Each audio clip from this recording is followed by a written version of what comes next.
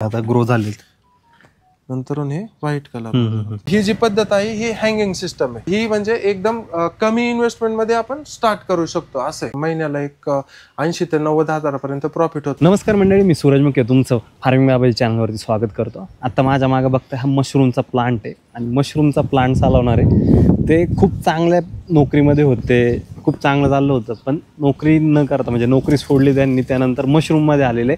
आणि बऱ्याच जणांना होतं की आता तुम्ही बरेच जणांनी व्हिडिओ पण पाहिले असे मशरूमचे, आणि मोठ्या मोठ्या प्रमाणात म्हणजे आता उत्तर प्रदेश बाहेरच्या राज्यांमध्ये मोठ्या प्रमाणात त्यांचं प्रोडक्शन पण केलं जातं वेगवेगळ्या प्रकारच्या मशरूमचं। पण आता इथं केलं जातं हे ऑयस्टर मशरूम असतं, ही वेगळी पद्धत आहे। आणि मशरूममध्ये प्रोडक्शन तर करता येतं, कोणत्या पण याच्यात प्रोडक्शन करता येतं, पण मार्केटिंगमध्ये माणूस अडकतो। तर त्याच्यामध्ये मार्केटिंग कशा प्रकारे करू शकतो आणि जी काय खरीखुरी माहिती आहे ते आपण साहेबांकडून जाणून घेऊया। तर आतमध्ये जाऊन तुम्हाला दाखवतो शेड कसं आहे काय।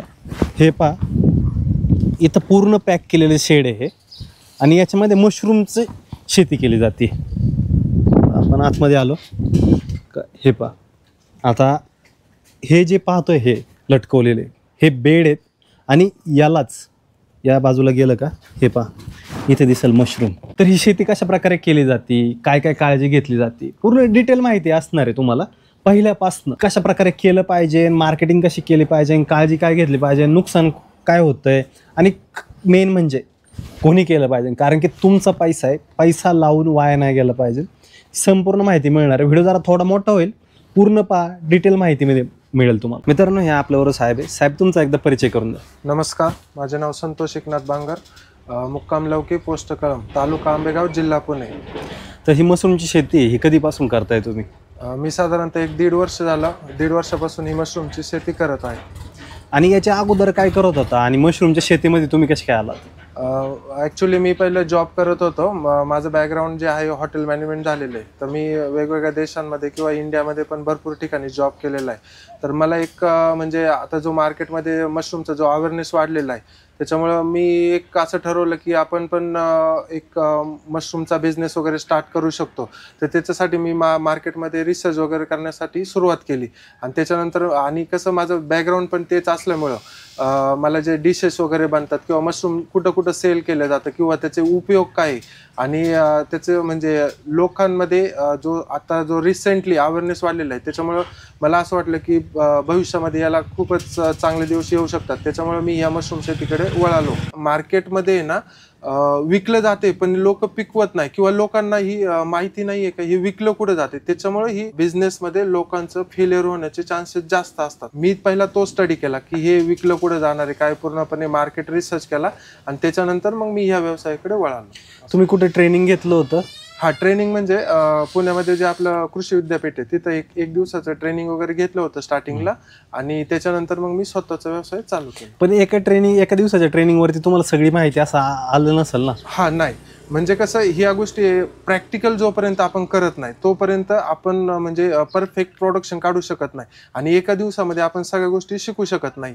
तर तुम्हाला स्टेप बाय स्टेप ज्यावेळेस तुम्ही प्रोडक्शन वगैरे स्टार्ट करता, तर स्टार्टिंगला कसं तुम्ही कमी प्रमाणात उत्पादन घेऊन जास्त म्हणजे कमर्शियल लेवलला जाऊ शकता।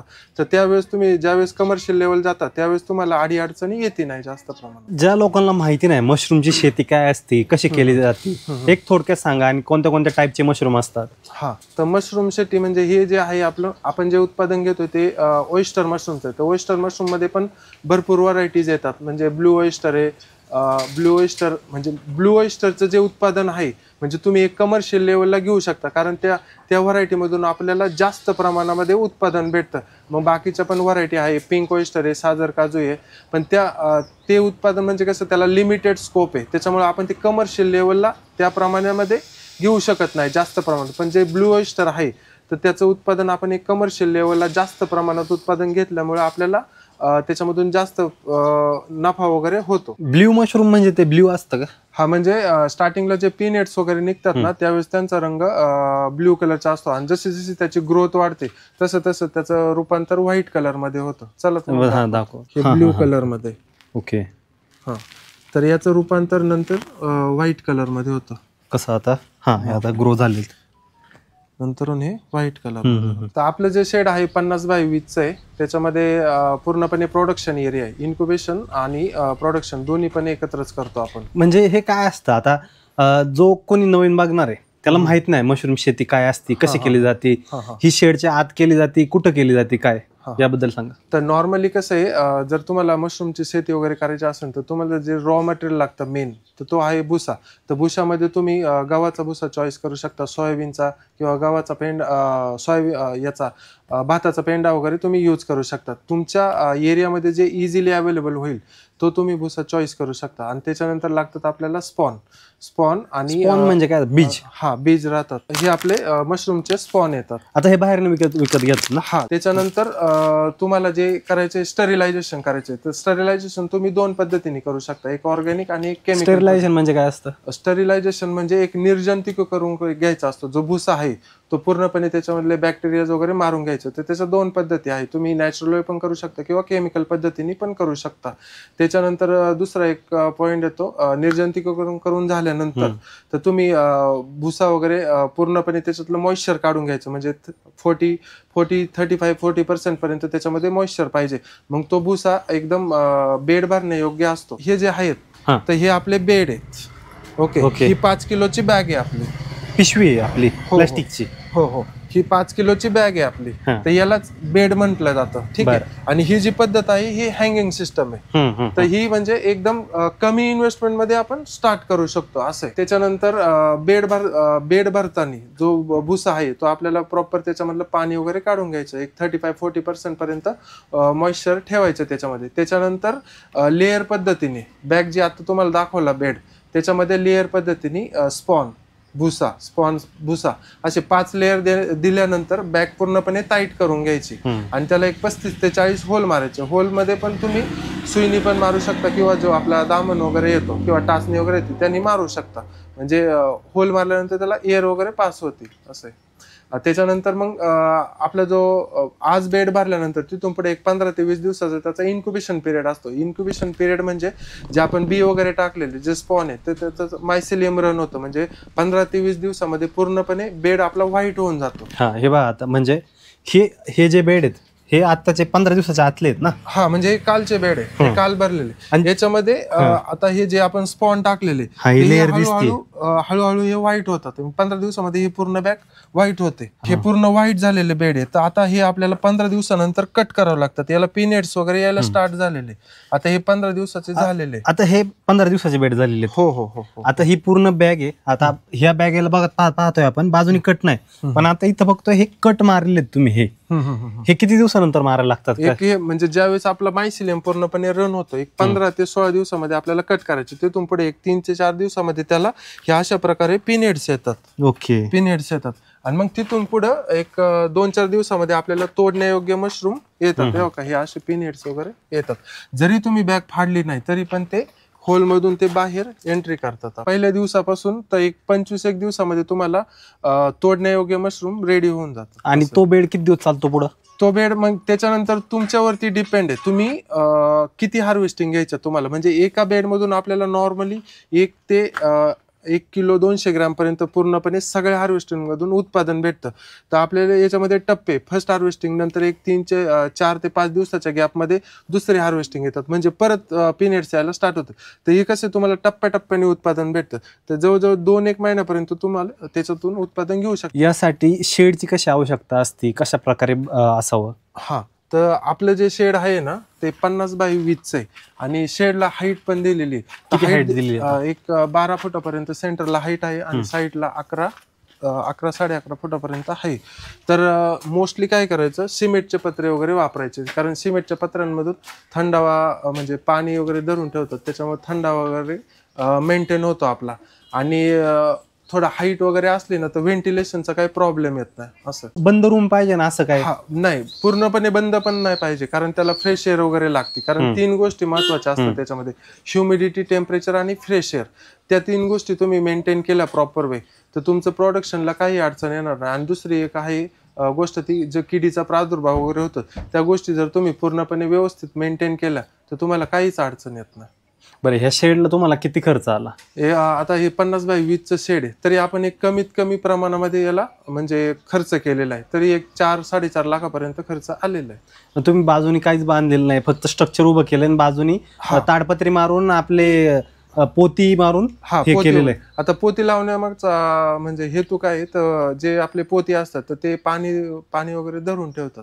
तर साईडनी ड्रीप लावलेली, तर ड्रीपच्या साहाय्याने पाणी पोत्यावरती हे होतं आणि एक 3 ते 4 तास त्याच्यामधून थंडावा आपल्याला भेटतो. उन्हाळ्यामध्ये जास्त प्रॉब्लेम होतो, कारण पावसाळा आणि हिवाळ्यामध्ये आपल्याला वातावरण हे आहे फेवरेबल असतं याच्यासाठी. फक्त उन्हाळ्यामध्ये काळजी घ्यावी लागते. मोस्टली कसं आहे, आता मी पण ज्यावेळेस प्लॅन चालू केला होता तो भर उन्हाळ्यामध्येच चालू केला होता. त्याच्यानंतर भरपूर चांगल्या प्रमाणामध्ये उत्पादन आपल्याला भेटलं होतं. कारण कसं, ह्या 2 गोष्टी जर तुम्ही पूर्णपणे चांगल्या मेंटेन केल्या तर तुम्हाला उत्पादन हे चांगल्या प्रमाणात भेटतं. किती टेम्परेचर ठेवावं लागतं, किती ह्युमिडिटी ठेवावी लागते? हा, साधारणतः टेम्परेचर तुम्हाला 25 डिग्री सेल्सिअस पर्यंत चालतं. पण उन्हाळ्यामध्ये कसं दुपारच्या वेळी टेम्परेचर थोडं हाय असतं.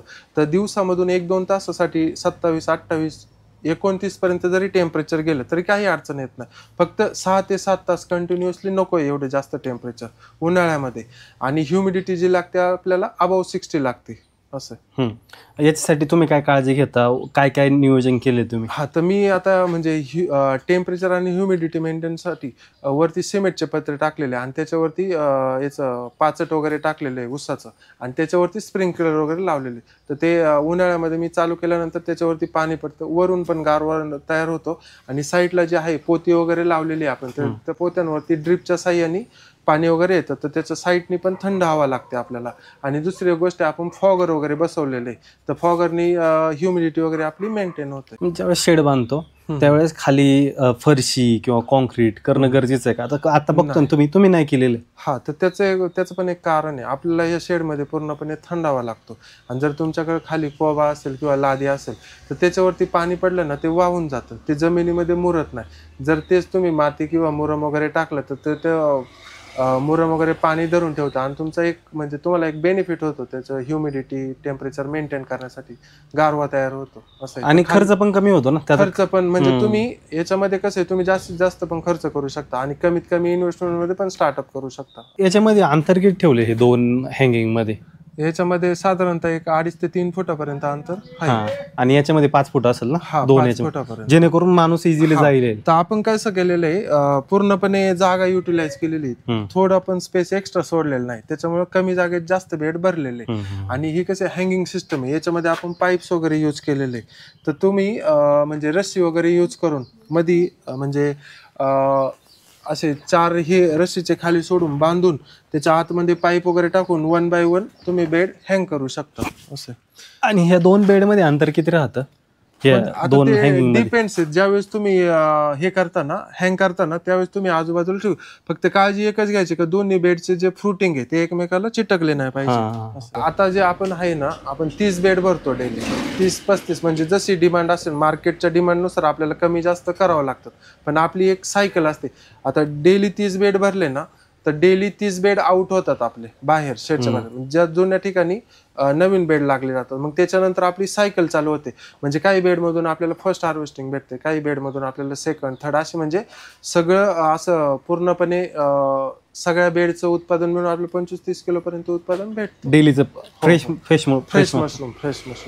ते जे फ्रेश मशरूम आहे ते तुम्ही डायरेक्ट विकता का ड्राय करून विकता? नाही, आता कसं होतं, जर तुम्ही पूर्णपणे ड्राय करण्याच्या याच्यावरती असाल तर मग तो it's not a profitable business. म्हणजे तुम्हाला फ्रेश मशरूम हे मार्केटमध्ये विकावंच लागतील. कारण ज्यावेळेस आपण ड्राय मशरूम करतो, ज्यावेळेस फ्रेश 10 किलो करतो ड्राय करायला घेतो, त्यावेळेस आपल्याला 1 किलो ड्राय मशरूम भेटतं. त्याच्यामुळं तुम्ही मोस्टली फ्रेश मशरूम मार्केटमध्ये सेल करण्याचा विचार केला पाहिजे. तुम्ही आता कस्टमरला डायरेक्ट विकता का होलसेलला विकता? नाही, आपण म्हणजे दोन्ही पण करतो, कस्टमरला पण विकतो आणि होलसेलला पण विकतो.